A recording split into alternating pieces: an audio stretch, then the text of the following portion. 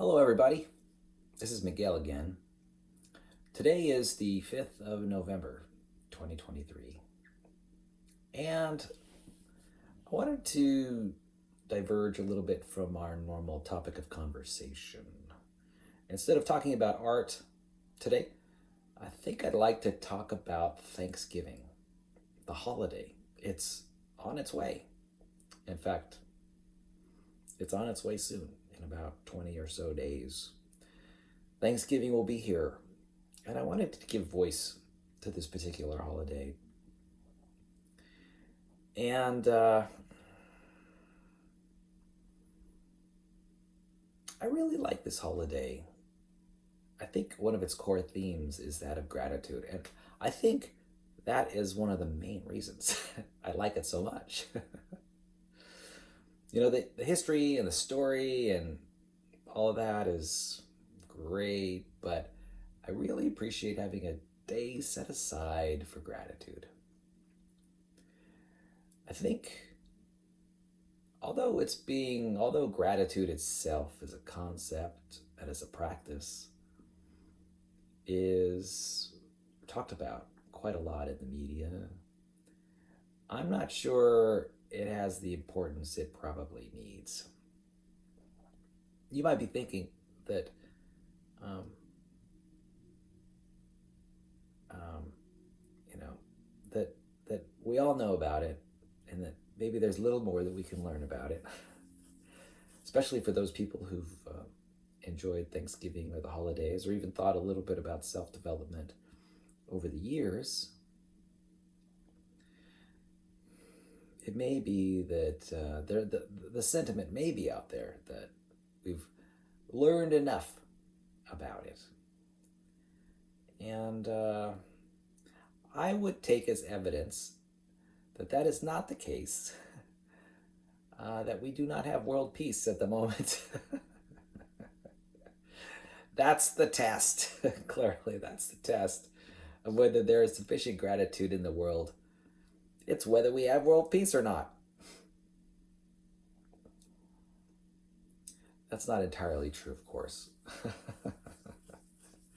I'm kind of making a joke, but I'm also not making a joke at the same time, because I do want to emphasize just how important gratitude is. You see, gratitude sort of represents sort of a concept that represents the distinction between abundant thinking and, how should I say, um, what's that thought that people do that scarcity thinking. Yeah, if there is one word that helps take people out of scarcity and into abundance, I would guess that word is gratitude. And it's more than just a word. I would guess that practice would be gratitude. Now, of course, gratitude doesn't change the fact of scarcity. And scarcity is just a fact of the world. There's only one world. Unless, if you think about it from a philosophical standpoint or a physics standpoint, it may be that there are many worlds and maybe many universes, the multiverse, for example. But beyond the theoretical, I'm talking about hard-nosed reality here. Scarcity does exist. There are limits. There are limits to almost everything in every way. I mean, there are very few things that don't have limits. In fact, I would be hard pressed to name them. The volume of space, the extent of time, in the past and in the present, and in the future. Maybe the concept of time is unlimited. Space, I'm not so sure about that. So the fact is, we as human beings have to deal with scarcity. We have to manage it somehow. And we've been managing it for hundreds of thousands of years. And now, just because something is scarce does not necessarily mean that one has to be upset about it. And I'll tell you what, abundance doesn't necessarily make a person happy. There are plenty of people who have relative abundance and they're not happy. Or they could be a lot happier.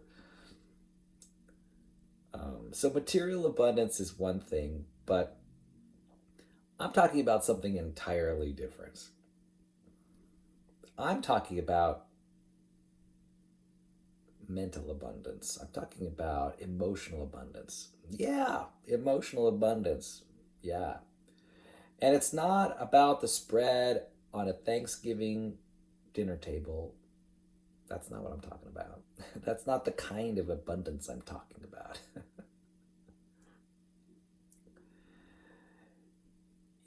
One of the things that human beings have in relative abundance is our creativity. Our creativity is, to some extent, fairly unlimited. Naturally, it has its boundaries, but it's a trait that nearly all of us have as humans, thinking, living in the world. And I think it's a trait that we can celebrate, that we have creativity at all. Not all living things have the kind of creativity that human beings are capable of. That's for sure. And it is a wonderful trait.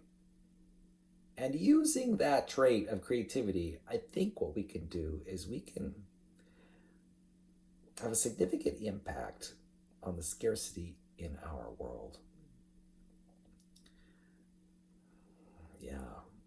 And we've been doing that through modern invention and education, philosophy, psychology. And, this whole project of civilization that everyone's working on. We're doing a pretty good job. Do we need to do better? Sure. We'll always need to do better. Getting back to gratitude, though. The fact of the matter is, in the material universe, there's plenty of scarcity. In almost every element and every life way, there is scarcity. And human beings are great at sort of paying attention to where that material scarcity is and modifying the way they do things to create relative abundance. And of course, it doesn't always work that way. Reality being reality, quite often we just hit additional limits. And then when we strive to go around the obstacle, we run into even more limits. So here's the thing. The problem is reality. But we can circumvent that.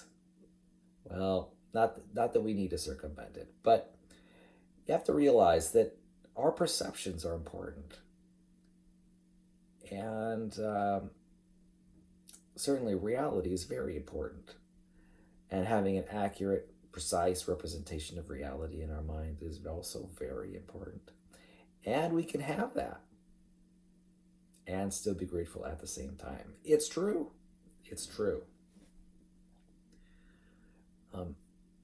And I think that from a long-term perspective, that might help. That might have great utility, helping us to deal with the fact of material scarcity.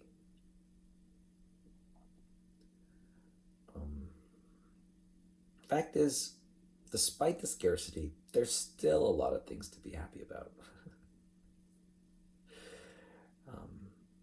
In fact, I would I would say that there are a lot of things to be happy about that have nothing to do with scarcity in the material world.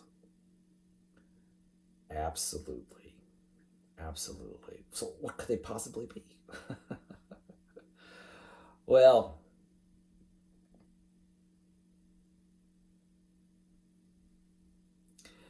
there's the fact of our existence, the fact that we're alive, thinking beings. Now, of course, even that is limited. We don't live forever, that's for sure. And the quality of life among different people varies pretty significantly. And despite that, the living people are still living. That's and my guess is that those who aren't living, well, there may not be anything to be grateful for, but then again, there may not be anything to think about. So maybe that's okay. But my main point is that I believe that there are things to be happy about that actually do not bear on external reality. Indeed. In fact, just sitting here, I can contemplate many things that I could be happy about no matter what the external circumstances. What, pray tell? What, pray tell, you ask? Well, beyond just living, there's also our personality traits. Absolutely. I could feel happiness surrounding the idea that, I have a thoughtful intellect, and everybody does all around the planet. Um, to some extent anyway. Um, Another thing, um, creativity, something I just talked about. That's another trait. I'd say like rationality might be one, like I mentioned, creativity, um, and there might be other traits. For example, how about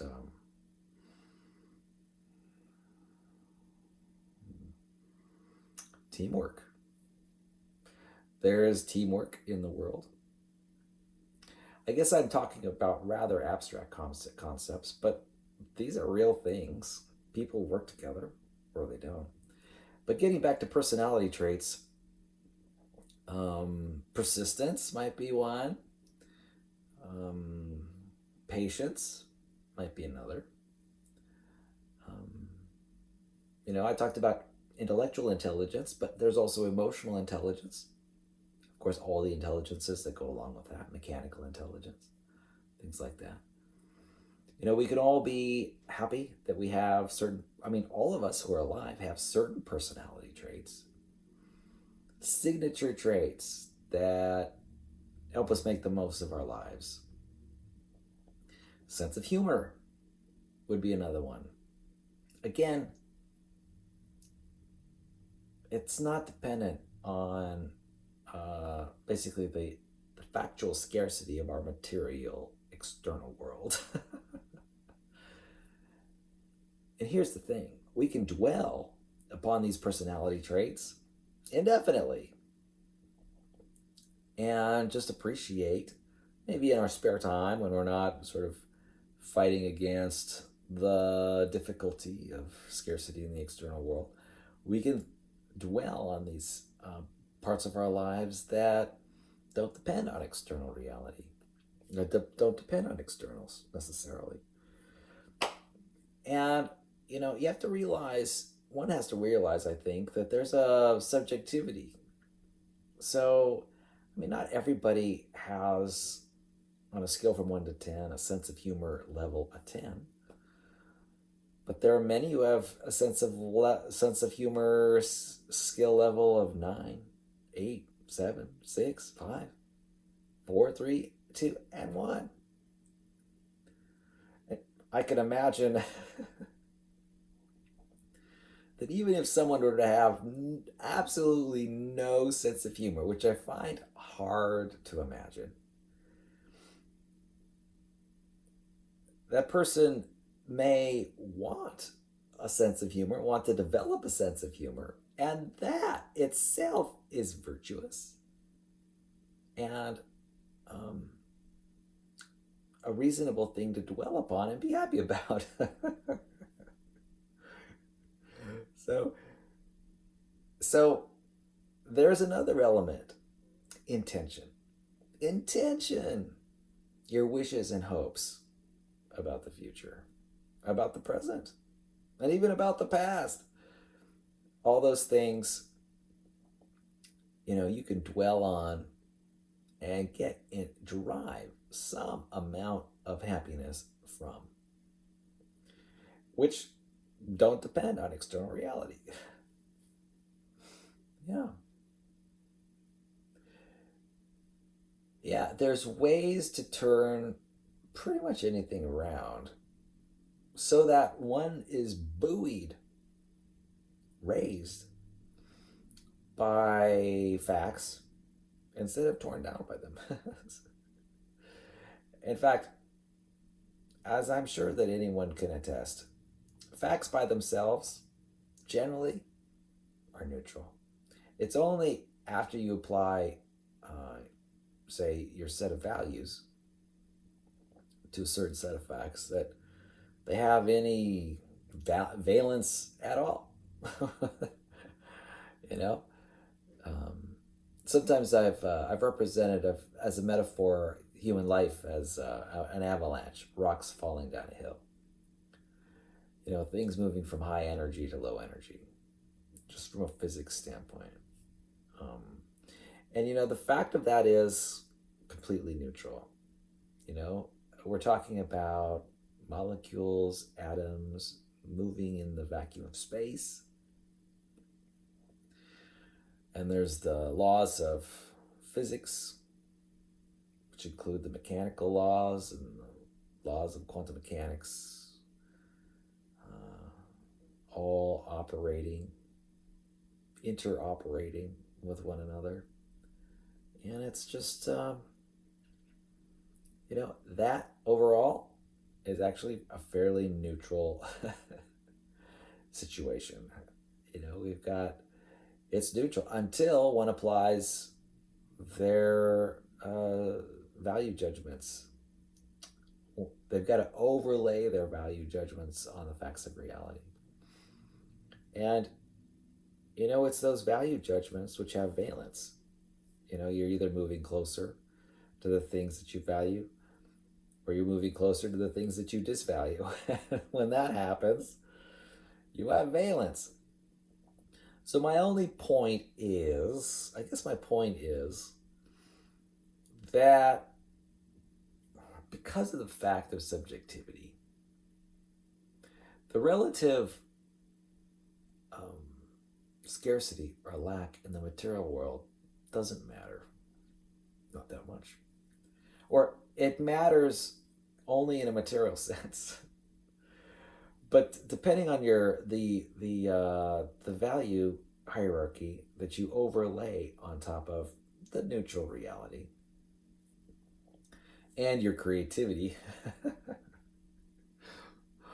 that'll determine what valence you're in. And what's kind of interesting, that a lot of this, of course, is culturally determined. There are certain cultures that pay attention to different things and in different ways, to different extents. But what's great is that we have the ability to dial up or dial down any of our cultural set points.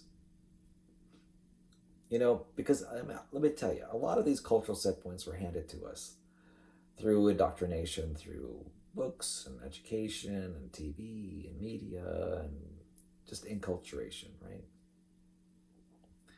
And that's wonderful.